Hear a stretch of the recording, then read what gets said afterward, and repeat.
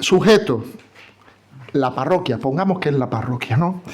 Parroquia, comunidad misionera. Una cosa preciosa de la experiencia que antes hemos estado narrando es que salió enseguida, entre las urgencias que teníamos, la necesidad de la comunión, la necesidad de la formación, la necesidad de la oración, y solamente años después de coordinarnos en estos aspectos surge la necesidad y la urgencia de la misión.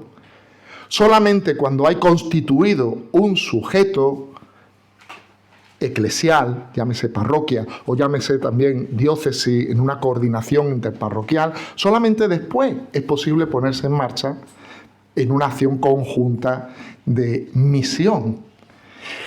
Y por eso os decía que vamos a empezar hablando del sujeto. Vamos a darnos cuenta primeramente, creo que cuenta nos damos todos perfectamente, que estamos en una profunda crisis de la parroquia y que todos hemos escuchado, y ya se le ha acabado la pila a esto otra vez, ya hemos escuchado todos muchas veces hablar mal de la parroquia. Como que la parroquia y los medios ordinarios de la Iglesia ya nos sirven.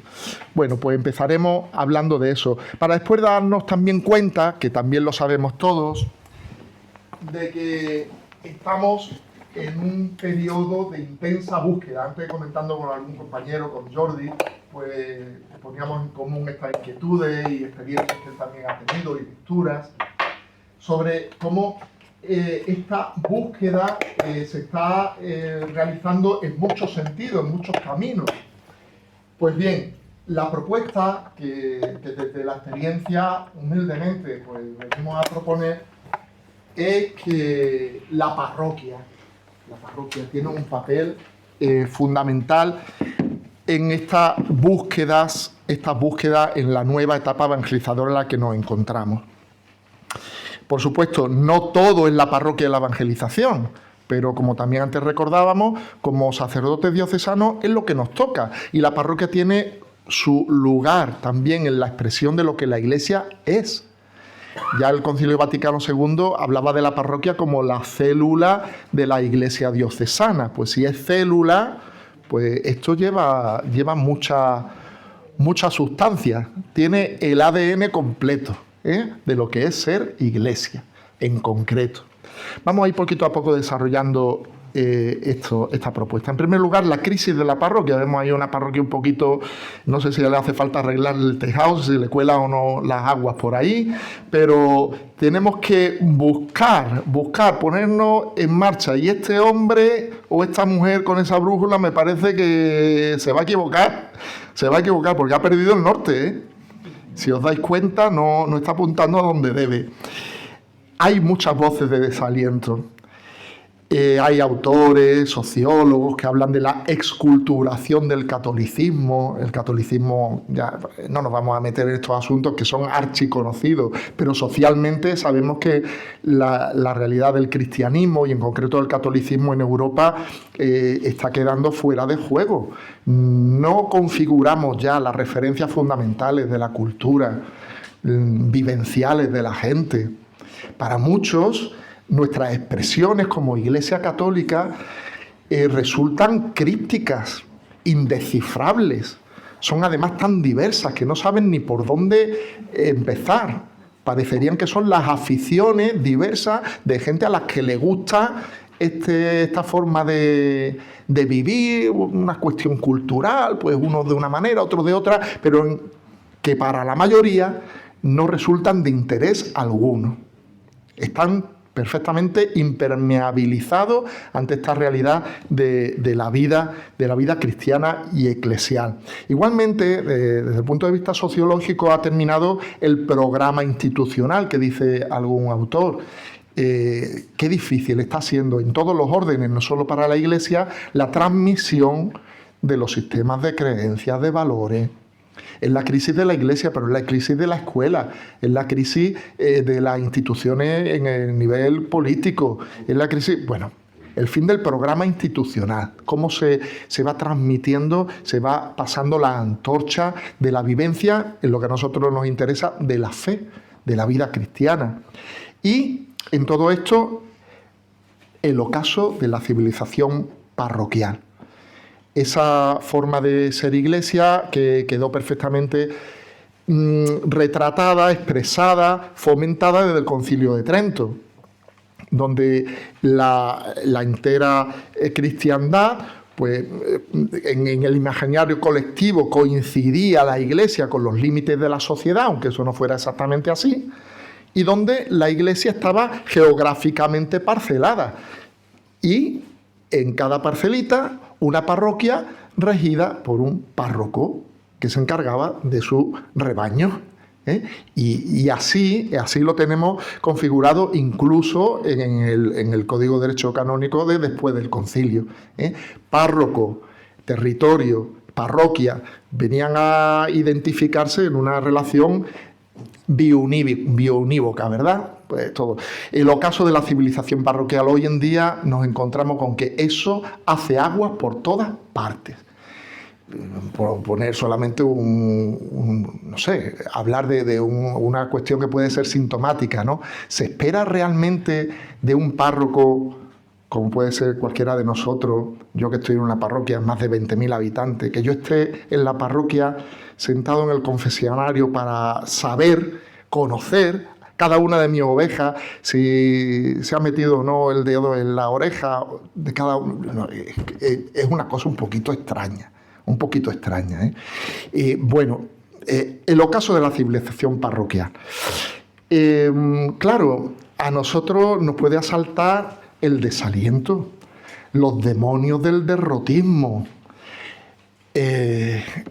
Francisco, en Evangelii Gaudium, creo que es el documento pastoral de la Iglesia más potente después de Evangelii Nunciandi, nos advierte precisamente contra esto: no dejarnos robar la esperanza.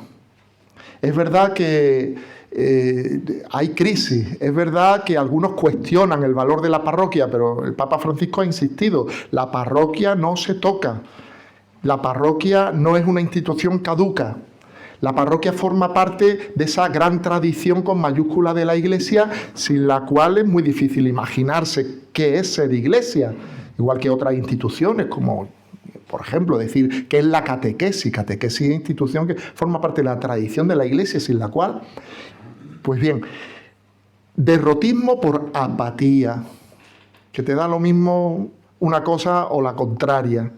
Derrotismo por falta de entusiasmo y de ilusión. Derrotismo por agotamiento. Ahora está de moda hablar del burnout, de los curas y de los que no son curas.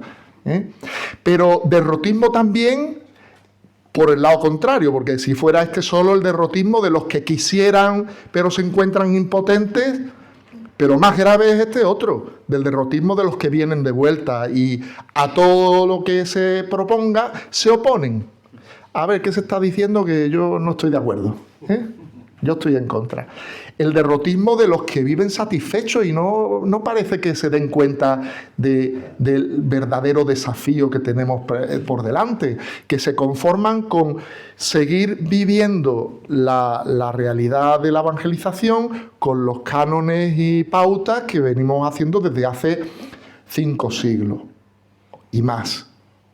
Pues con saber a qué hora tengo la misa, o en el caso de los laicos, pues cuando tengo que estar para la catequesis o para abrir la puerta, ya está bien, y la gente sigue viniendo y como que de forma adormecida en ese letargo nos vamos deslizando por la pendiente de la nada, vaya, de acabar. Bueno, pues en esa satisfacción lo que en realidad se está manifestando es una apuesta por la derrota. ¿Y qué decir del cinismo? ¿Qué más da? ¿Qué más da? Mientras que a mí me vaya bien, yo sigo teniendo pues una realidad pues a la que atender. Tengo unos niños a los que hablarles de Jesús, viene la gente por la puerta cuando se tocan las campanas. Sigamos durmiendo el sueño de los justos.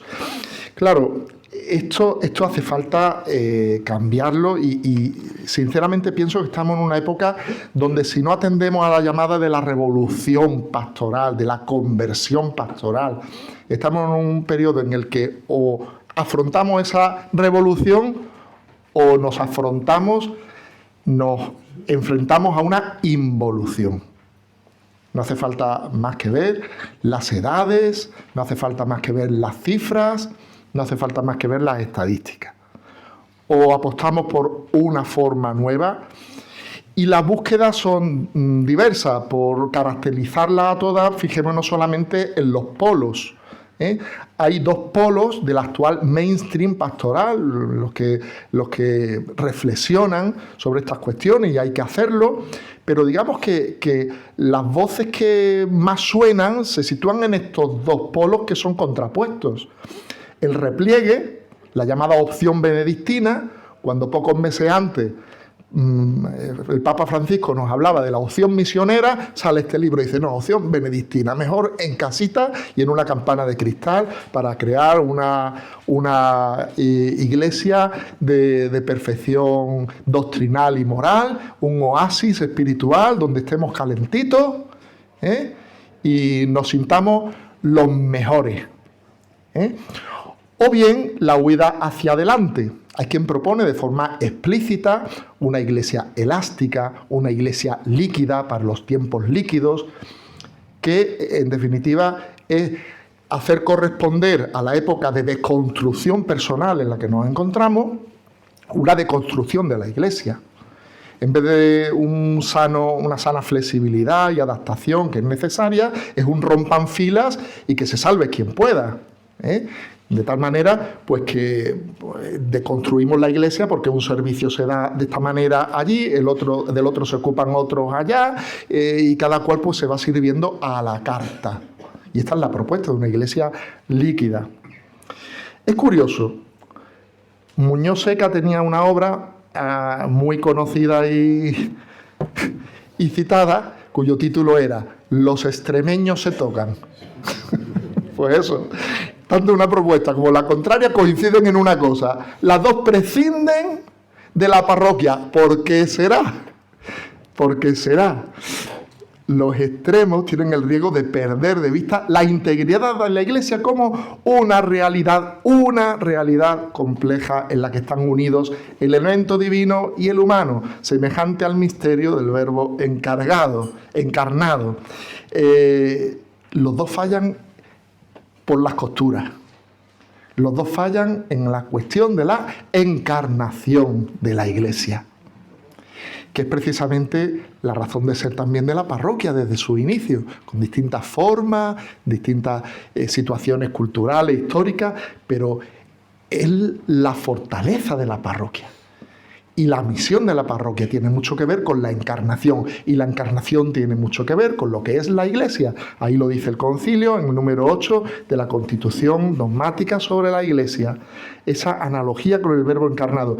Quisiera que os fijarais un poquito en este párrafo, donde se va viendo cómo casi como los dos hilos en una máquina de coser, un hilo va por arriba, el otro hilo viene por abajo y los dos se unen y van cosiendo. Por eso decía que les falla estas propuestas opuestas, falla en su concepción de la iglesia y se rompe por las costuras.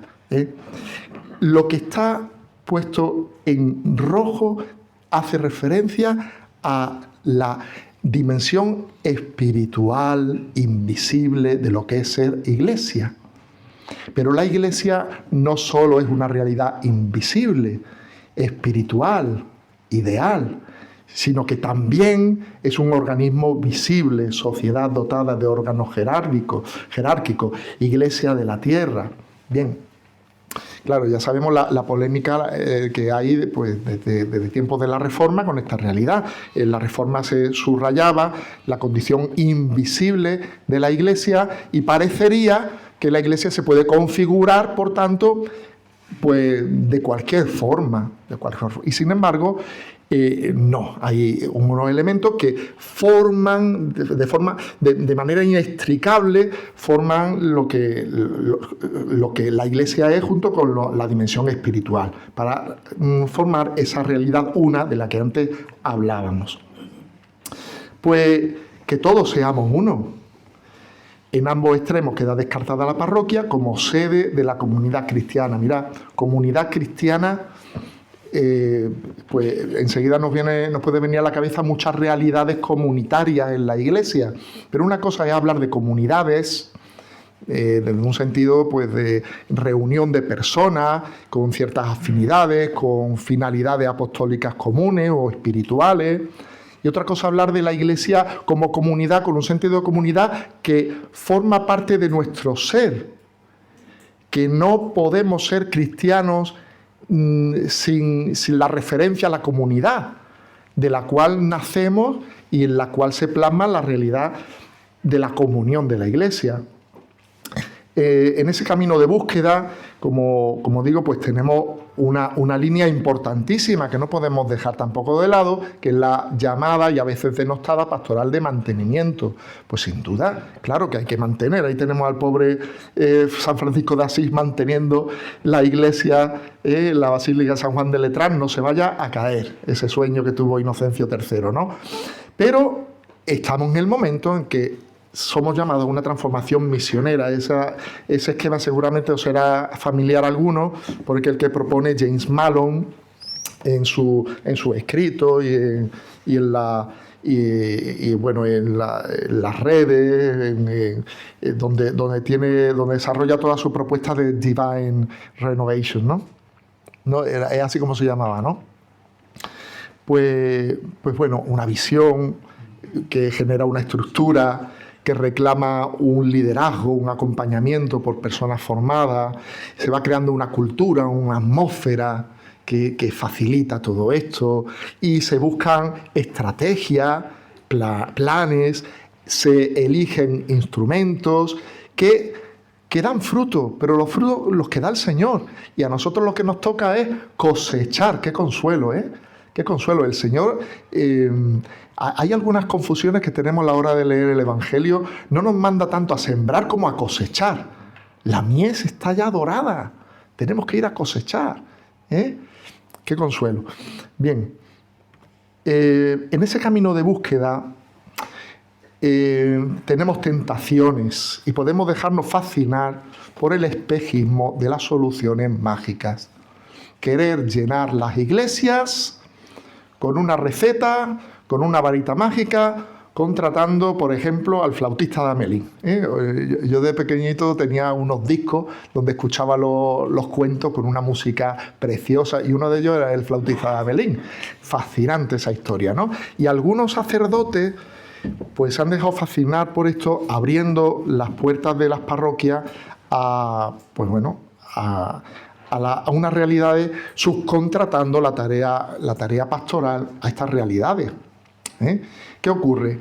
La experiencia nos va diciendo, al cabo ya de decenios, que estas realidades pues realmente ahí pues van creciendo, que se sitúan muchas veces como una comunidad postiza, donde ellos realizan la acción, ellos son el sujeto de la evangelización, y la parroquia es la base, como en Telepisa, ¿se puede decir publicidad? El secreto está en la masa, ¿no? El secreto está en la base, y encima aguanta todo lo que tú lo eches. No. Eso realmente resulta un espejismo. ¿Sabéis cómo terminó la historia del flautista de Amelín, no? Que pues el flautista salió tocando la flauta y todos los niños salieron detrás de él. Pero esto de forma muy, muy concreta y muy real es lo que ha ocurrido en tantas parroquias de las que nosotros también tenemos experiencia. Se contrata un flautista y después se va a otro lado llevándose detrás a todo lo que han podido reunir como adeptos. ¿Y la comunidad cristiana? ¿Y la parroquia?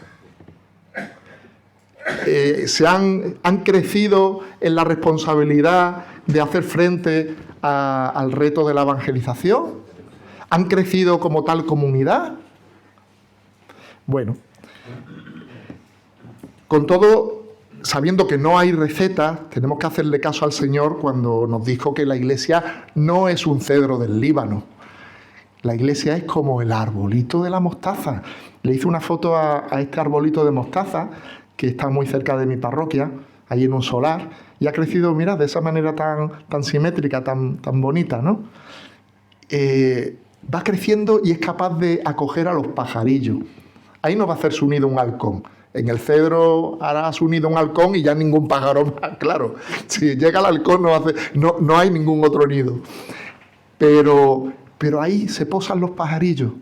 Y vienen unos y vienen otros. Y ahí estamos todos, ¿verdad? Y por eso esa sensación de endeblez en la que siempre tenemos que estar empezando, siempre tenemos que estar haciendo frente a nuevos retos. Pero es que así dijo el Señor que es la Iglesia. Conocer la naturaleza de la parroquia, por eso, es lo que nos tiene que ayudar a creernos que tiene una dinámica propia y dejar que desarrolle su dinámica propia.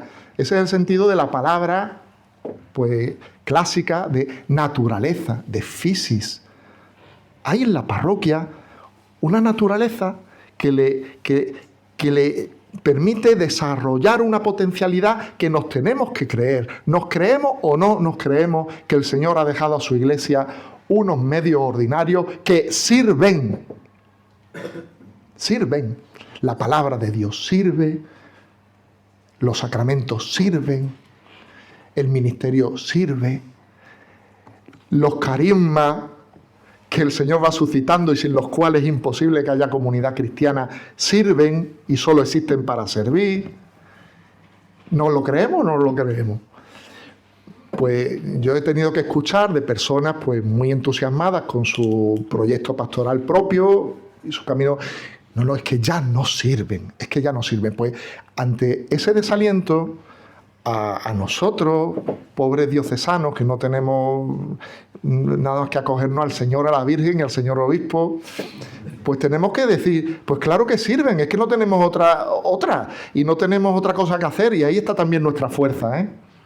Como no tenemos otra cosa que hacer, ahí está nuestra fuerza, creernos que es posible propiciar una pastoral generativa, específicamente parroquial. Cuando se dice generativa, algunos traducen de engendramiento, ¿no? Que es un palabra ahí, una pastoral de engendramiento. Bueno, implica generosidad. También se ha hablado antes de generosidad, tiene la misma raíz. Generosidad es la capacidad de engendrar, podríamos decir la engendrosidad, ¿eh? Cuando se abren espacios nuevos, posibilidades nuevas, poniendo en común lo que somos, lo que tenemos, con humildad, pero se produce el milagro de los panes y de los peces, ¿eh? El reino de los cielos se parece a un grano de mostaza. Bueno, ya lo sabemos.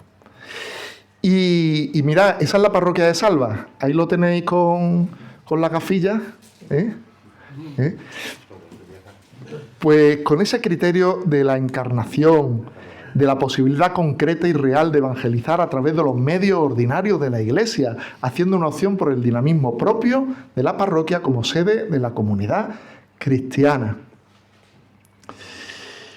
Pues ese dinamismo permite, y además es que lo exige la propia naturaleza de la parroquia, reunir, integrar a todos. A todos. Es que la parroquia tiene eso en su ser. Y si eso se traiciona, pues se desvirtúa el sentido mismo de la parroquia. Será otra cosa. A lo mejor le ponemos nombre de parroquia, pero sinceramente, todo a lo que le llamamos parroquia está funcionando como parroquia. Tiene que haber muchas cosas. Yo no digo que todo no tiene por qué ser parroquia. Puede haber centros pastorales de mucho tipo. Pero todo lo que le llamamos parroquia es parroquia. Yo me atrevo a decir que no. Muchas veces porque se ha dedicado a otras cosas muy loables y muy santas, y otras veces porque tiene una imposibilidad de serlo por la falta de población, la consiguiente falta de representatividad en sus miembros. De todo esto tenemos que hablar, ¿eh? O entrar en un juego, una guerra de lenguaje, una logomaquia de palabras, para ver cómo llamamos a las cosas, que si ahora en vez de parroquia le tenemos que llamar unidad pastoral o unidad no sé qué, bueno, lo que sea, pero lo que es propio de la parroquia es que se haga capaz de integrar a todos en esa vivencia plena, completa de la vida cristiana.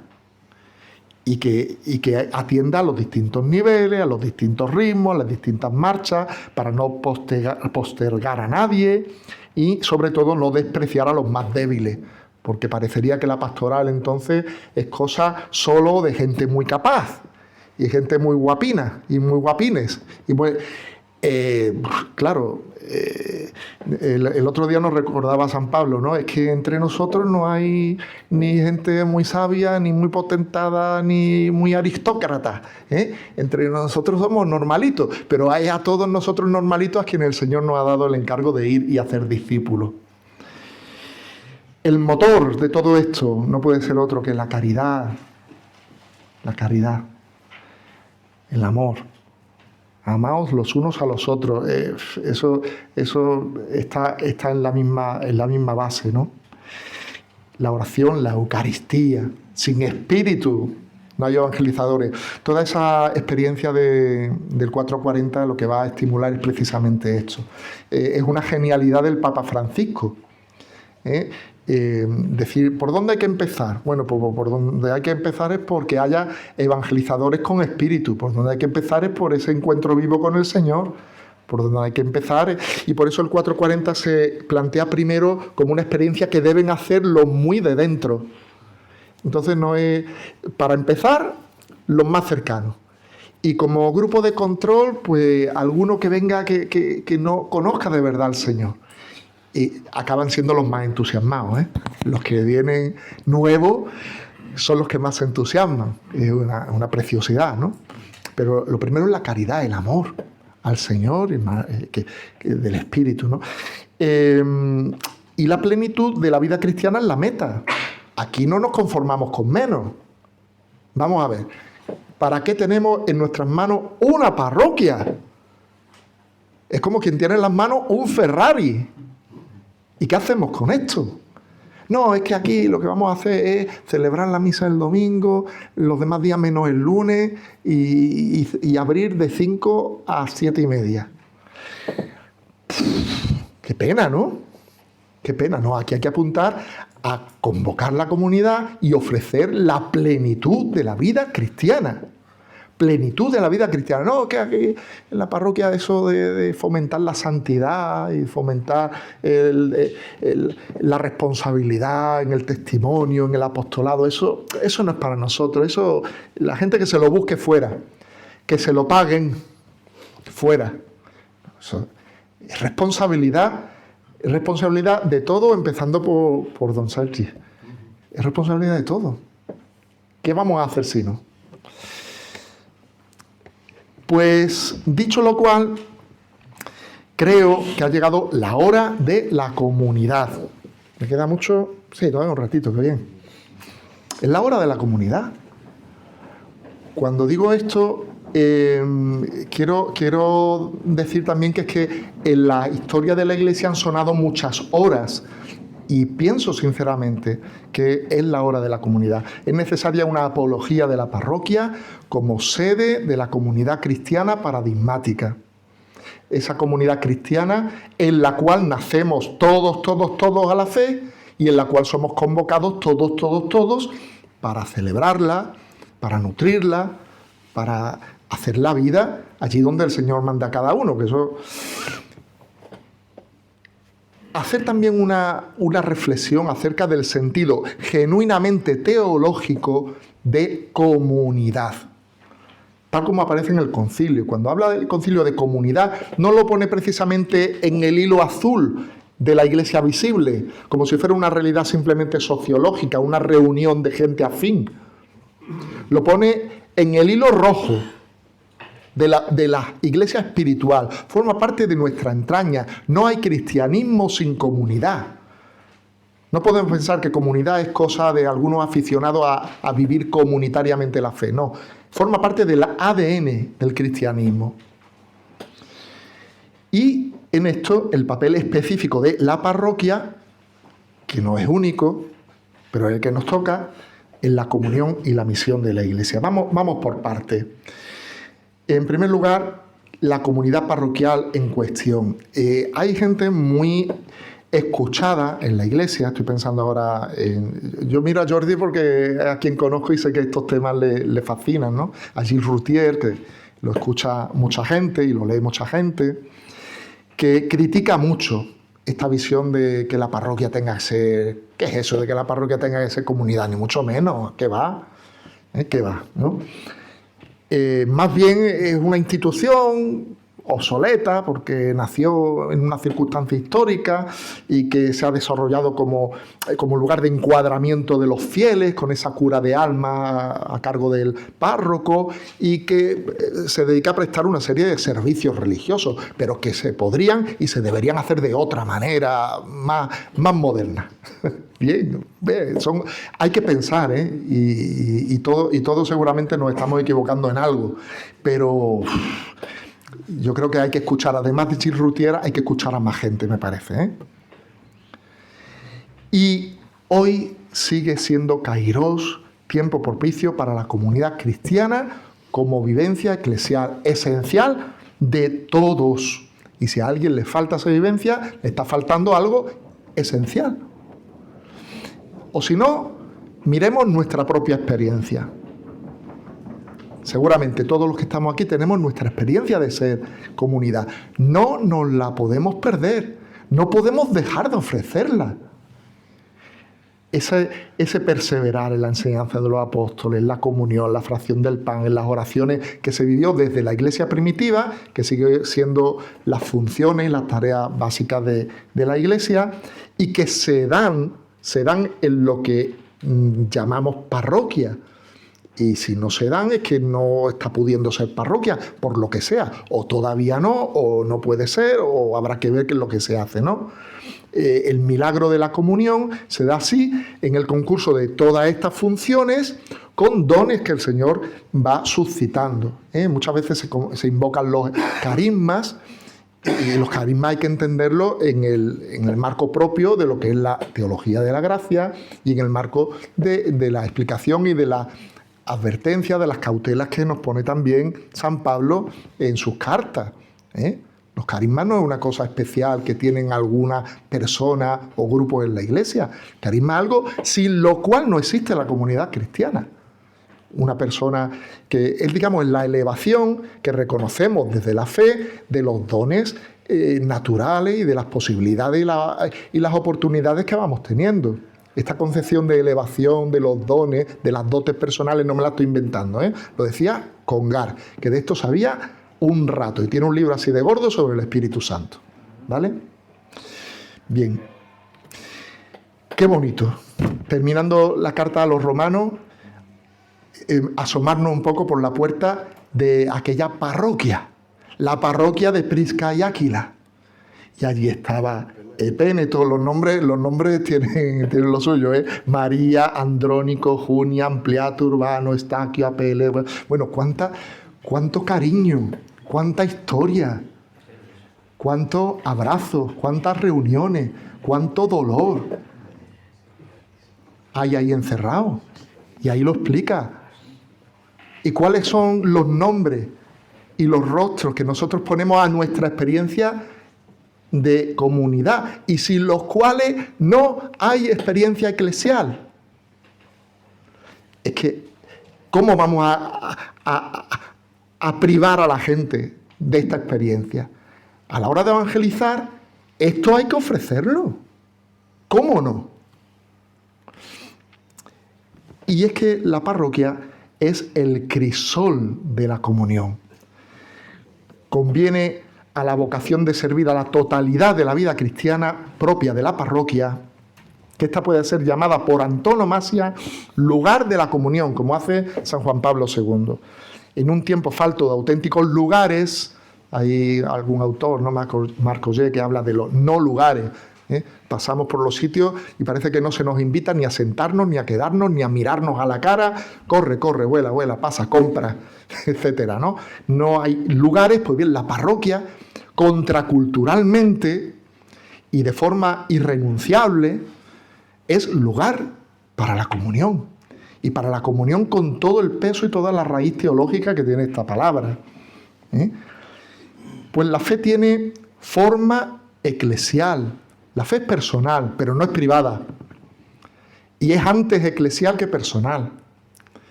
Y esa forma eclesial significa que adquiere forma de pueblo y de cuerpo. Ojo, porque la iglesia es pueblo y la iglesia es cuerpo. Y si es pueblo, la parroquia, que tiene esa vocación de totalidad, ahí tiene que representar a todos, y por eso a los últimos, a los más débiles, a los que no son ni sabios, ni potentados, ni aristócratas. A todos. Entonces, forma de pueblo. Y que sea ese pueblo el que con sus posibilidades va dando paso y se hace evangelizador. Y tiene forma de cuerpo. No es que uno, de forma desmembrada, yo me acuerdo de la familia Adams. ¿Habéis visto la familia Adams? Una mano que iba por ahí, ¿no? Uno así que parecía Frankenstein, el otro de la otra manera. Una cosa extraña, que la gente miraba aquella casa y decía, pero ¿esto qué es? ¿No? Pues a veces nuestras parroquias no serán un poquito como la familia Adams, con uno de esta manera, el otro la otra, la mano por ahí andando a su aire. No, vamos a ver. Forma de cuerpo, un cuerpo armónico, donde de forma complementaria, pues vamos a una. Cabeza, miembro, ¿bien? Decía Georges Michonneau, este es un hombre muy interesante, seguramente lo conocéis o no. Este hombre llevaba parroquias obreras al norte de París en los años 40, en los años 50, en los años 60. Poco antes del concilio escribe una obra, La Iglesia en misión, o La comunión en la misión. Ahora mismo no me acuerdo del título, pero fue una obra prologada nada menos que por Montini, el que pocos años después sería el Papa. Escrita por... no, me estoy equivocando, no, esa es una obra de Suenen. La obra de este hombre tiene ese título: No hay vida cristiana sin comunidad. No hay vida cristiana. Y en ese librito precioso, él narra su experiencia de parroquia misionera. Ya entonces la llamaba él así. Y tiene otra obra con ese mismo título, La parroquia comunidad misionera. ¿Habéis escuchado la expresión comunidad de comunidades? Es de este hombre. Claro, él la decía en un sentido contrario a como hoy se suele invocar. De modo que este hombre se levanta y ve cómo la usamos muchas veces en la iglesia y se vuelve a morir. Porque el pobre lo expresaba justo al contrario. Hoy en día se suele decir comunidad de comunidades. Decir, no, es que la parroquia tiene que estar abierta para que cada cual que se le ocurra una idea venga aquí, plante su programa y venga ahí con... Cuando él ponía el subrayado en comunidad, singular, de comunidades. Y estaban allí los scouts, y estaban allí los obreros, y estaban allí, pues... Él fue un gran propulsor de la acción católica en aquel tiempo, ¿no? Sin gran comunidad, sin comunidad amplia, la de todos, las otras pierden su raíz, pierden su sentido. Entonces, la parroquia es comunidad de comunidades. La comunidad en plural tiene un sentido parcial, derivado, dependiente y enraizado en la comunidad, que es donde está el sentido verdaderamente eclesiológico de este término, ¿no? Es curioso porque cuando uno va ahora a los diccionarios de pastoral y de eclesiología y todo, te encuentras larguísimos párrafos dedicados a comunidades de base, comunidades neocatecumenales, comunidades no sé qué, comunidad, y va una vez, ¿dónde está el epígrafe comunidad? No está. Pero bueno, esto es que se le ha olvidado, que se le ha arrancado una página, que no está. ¿Pero cómo puede ser esto? Pero esta es la realidad. Hay honrosísimas excepciones, como la de nuestro querido Salvador Pie, que dedica nada menos que su eclesiología, un término central que articula toda su visión de la Iglesia, comunidad, pero entendida en sentido teológico. Entonces, bueno, ¿qué más da si no hay un artículo, si hay todo un tomo así de gordo también, pues sobre esta cuestión, ¿no? No hay vida cristiana sin comunidad. Y es que a veces parece que hablamos el mismo lenguaje, pero no, entendemos distintas cosas. ¿Y a qué se parece el que hablemos cada uno de una manera y no nos entendamos? Eso se parece un poquito a Babel, ¿no? ¿eh? Lo que pasó en Pentecostés fue justo lo contrario. Cada cual hablaba de una forma, pero todos entendían y hacían lo mismo. Y a nosotros nos está ocurriendo que decimos todas las mismas palabras. Mira lo que es gracioso, ¿eh? Ya los laicos saben decir consagración. Ya los laicos saben decir vocación. Ya los laicos saben decir carisma. Ay, que ve qué gracioso. Pero cada uno entiende una cosa, ¿eh? Pues eso no se llama comunión. Eso no se llama un nuevo Pentecostés. Si cada uno entiende y hace una cosa con los mismos argumentos y discursos, eso significa que estamos en Babel. Y bueno, pues ahí estamos, ¿no? La caracterización como comunidad no nos debe hacer caer en la trampa de considerarla solo de una perspectiva sociológica. La comunidad es el crisol de la comunión, la necesaria plasmación histórica y visible de esa comunión. Si no hay comunidad, es que la comunión la invocamos como algo que se da por descontado, pero que es mentira. Y que quizá la tenemos hecha jirones. Bien, insistir más en el mismo argumento, ¿no? Hay una vinculación intrínseca entre comunidad cristiana y sinodalidad. Esto también es muy interesante, la sinodalidad. Si no se plasma precisamente en la parroquia, también es mentira. También es mentira. Si después de todo un proceso de sinodalidad a nivel diocesano, eso en realidad no se plasma en una parroquia donde vamos a una, laicos, sacerdotes, todas las realidades eclesiales, a una, si no se prueba ahí, también esa sinodalidad es mentira. Comunidades, pues ya os he dicho, ¿no? Que el padre George Misonó pues subraya una cosa, hoy se dice otra. Carisma, lo mismo, el carisma. Es que no existe el milagro de la comunidad sin el concurso de los carismas. Y hoy nos hemos tragado el discurso cultural sobre la diversidad. La diversidad, dice San Pablo, 1 Corintios 12, 7 y siguiente. Hay diversidad de dones, hay diversidad de funciones, hay diversidad de... 3 veces dice, hay. ¿Eso qué? Un hecho. La diversidad es un hecho, siempre será un hecho. Gracias a Dios. Pero, ahora es donde habla del criterio. Pero, ¿y cuál es el criterio? El bien común. Y hoy nos tragamos la diversidad como el criterio y nos ahorramos de mirar a la cara y mirarnos al espejo acerca de la comunión porque la damos por descontada que ya se ocupa de eso el Espíritu Santo. Tenemos que tener, creo ahí, que tener mucho cuidado. Como decía, la hora de la comunidad suena después de muchas horas en la iglesia, donde el Señor, su Espíritu, pues ha ido indicando, ¿no? Fue primeramente la misión entre los gentiles, en los tiempos de fundación de la iglesia. Jesucristo es el Salvador de todos. Y ahí estaba en juego la cuestión de la universalidad de la fe en Jesucristo. ¿Jesucristo realmente es también para los paganos? Claro, para todos.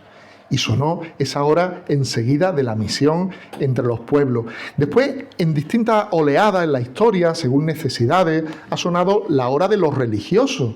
Y sigue siendo la hora de los religiosos. Y ahí ha estado en juego la vitalidad de la fe y su fecundidad en retos concretos a lo largo de la historia. Fue en los siglos IV y V, pues ante la realidad de un cristianismo que se hace religión oficial.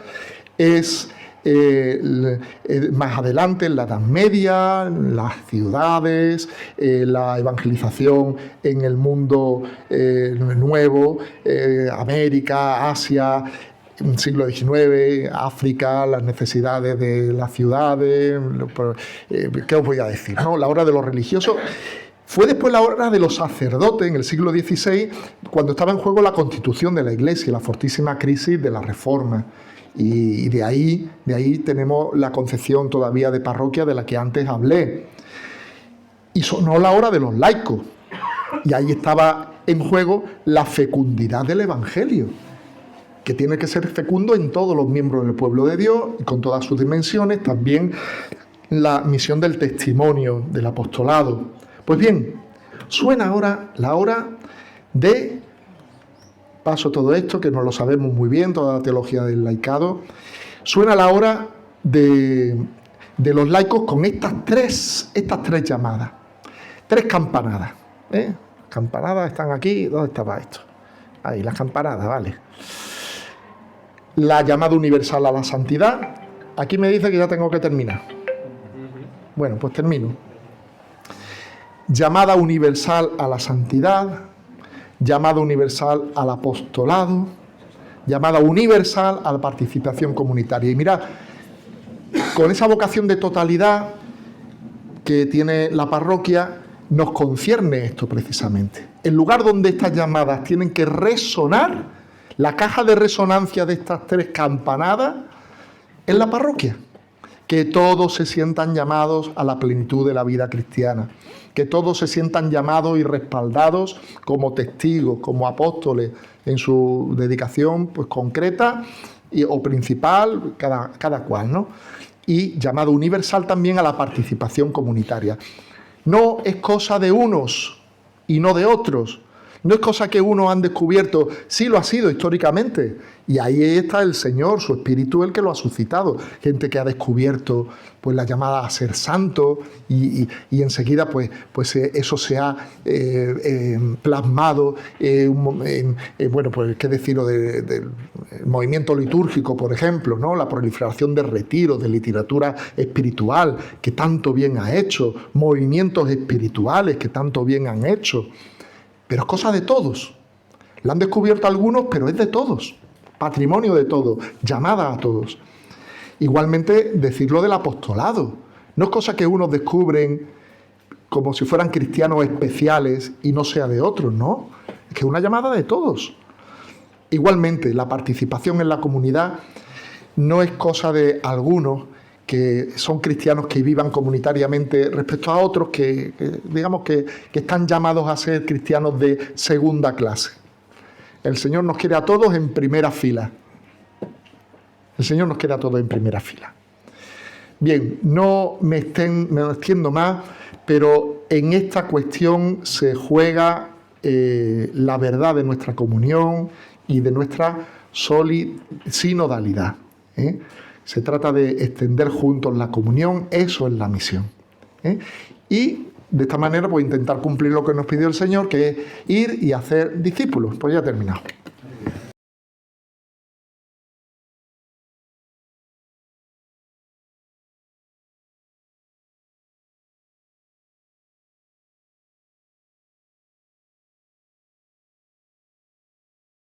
Lo dejas muy apuntado. Yo no voy a ser quien te dé o de receta, pero la reflexión tan concreta os tiene que llevar también a vosotros a decisiones concretas, ¿no? Yo creo que va muy acertado. ¿Qué se me ocurre decir? Que seguramente no se dan las condiciones para que en cada uno de estos pueblos donde se da este fenómeno de despoblación haya lo que propiamente podemos entender parroquia con estas características, como hemos dicho, ¿no? Entonces, pienso que no se trata de no apostarlo todo a la misma carta. Hay que hacer una pastoral de mantenimiento, como hemos dicho, pues atendamos a esta realidad cultural, que ahí hay un sustrato que no se debe descuidar, pero no es ahí donde tenemos que poner todo nuestro empeño. Estamos en un momento en el que hay que fomentar lo otro y tener quizás ya en la cabeza que parroquia no es esta o esta o esta, sino las 3 o 4, y entonces pues tenemos un lugar principal de reunión para la celebración de la fe, para la formación de la fe, pero mancomunada, ¿no? Una forma mancomunada donde parroquia es un lugar más amplio que recoge una vivencia representativa, una población suficiente y puede desarrollar todas las funciones esenciales, ¿no? Y puede llegar a plantearse como un sujeto pues acciones evangelizadoras, pues lo que vaya pidiendo el Señor, vaya, al final, ¿no? El Señor va hablando en las circunstancias y tú lo has descrito muy bien. Pues, ¿qué es lo que hay que hacer? No lo sé. Lo que haya que hacer lo tendremos cada uno que ir descubriendo, ¿no? En diálogo.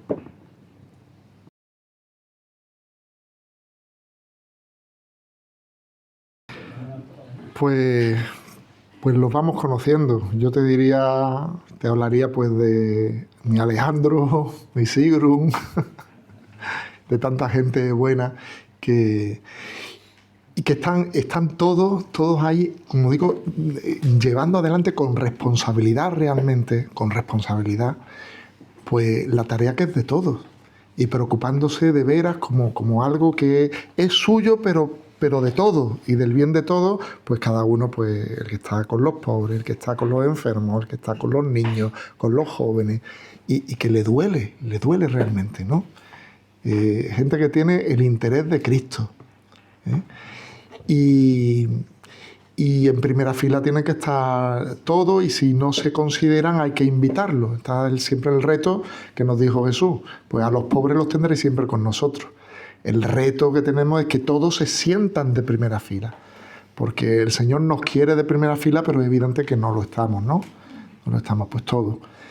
Pues poquito a poco. Están los de la última fila, que esos son expertos, y cuando llegan los avisos miran el reloj y salen corriendo, ¿no? Pero también ellos son de primera fila, lo que pasa es que no lo saben, ¿eh? Y en primera fila estamos cuando se dice, cuando el Papa ha repetido tanto, Francisco, lo de Iglesia en salida, está bien como lema, ¿no? Pero un poco olvidadizo de que la Iglesia está realmente en la vanguardia, en la primera fila de todos los ámbitos. Ahí están los cristianos como sal y como luz en todas partes, ¿eh? Entonces, caer en la cuenta de que eso es así y asumir la responsabilidad en la sociedad y también en la vida y la misión de la Iglesia, eso es lo que deberíamos fomentar. Ya digo, esto es una tarea que nunca acaba, porque para el Señor somos todos de primera fila, pero no lo estamos manifestando, eso está claro.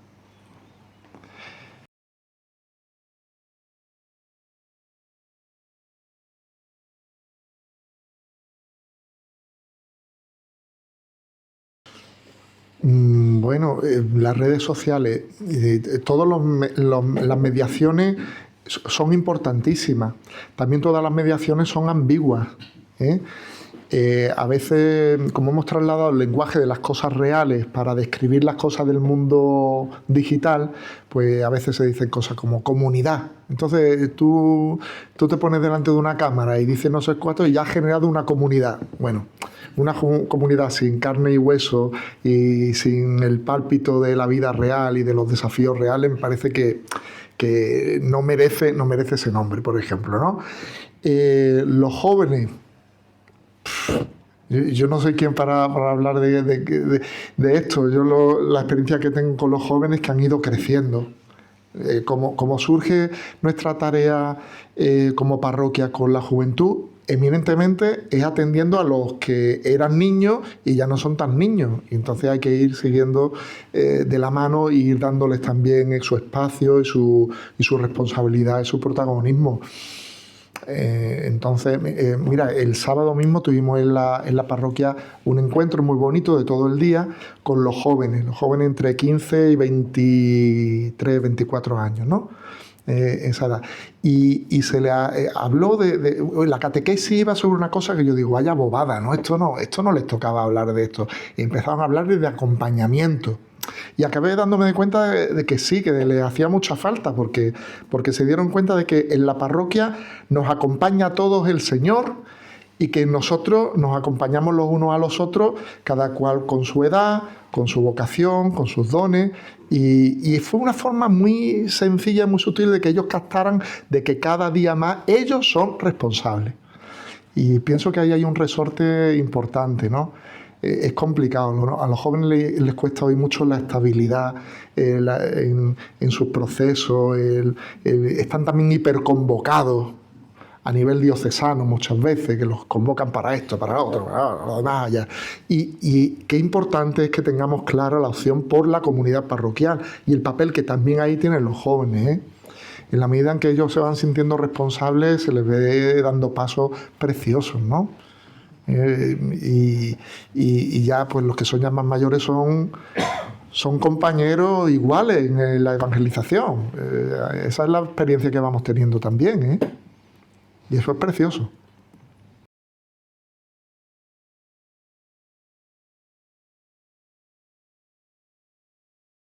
Bueno, ya antes he advertido del peligro que supone esa ese deseo de inmediatez, que se busca, bueno, vamos a llenar la iglesia como sea, y te buscas esta receta, te buscas a la otra y llamas al flautista de Amélie, ¿no?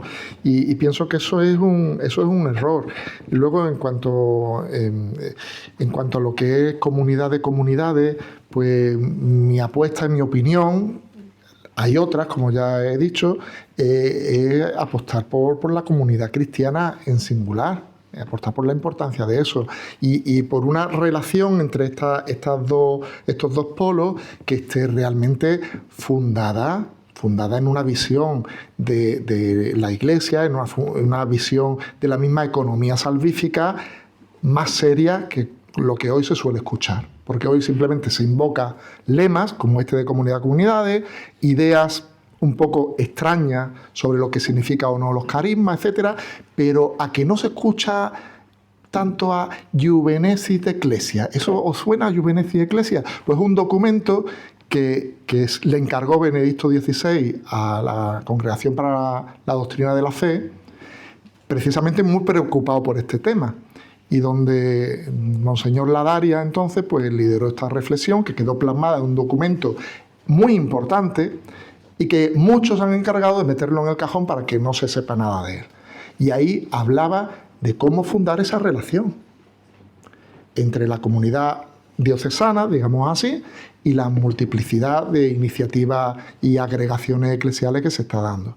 Y hacía muy serias advertencias y llegaba a reeditar lo que pocas veces ha hecho la Iglesia, que es unos criterios de eclesialidad. Eso muy poquitas veces aparece en Evangelii Nunciandi, aparece en Christi Fidei Laici, y aquí de nuevo decir, ojo, no estamos jugando el ADN eclesial, en esto y en esto. En concreto, lo más profundo, teológicamente hablando, que aparece en ese documento, es la unidad de la economía salvífica de Cristo y del Espíritu. No hay una iglesia institucional y otra iglesia o iglesias carismáticas. Llega uno a escuchar eso que chirrían los oídos.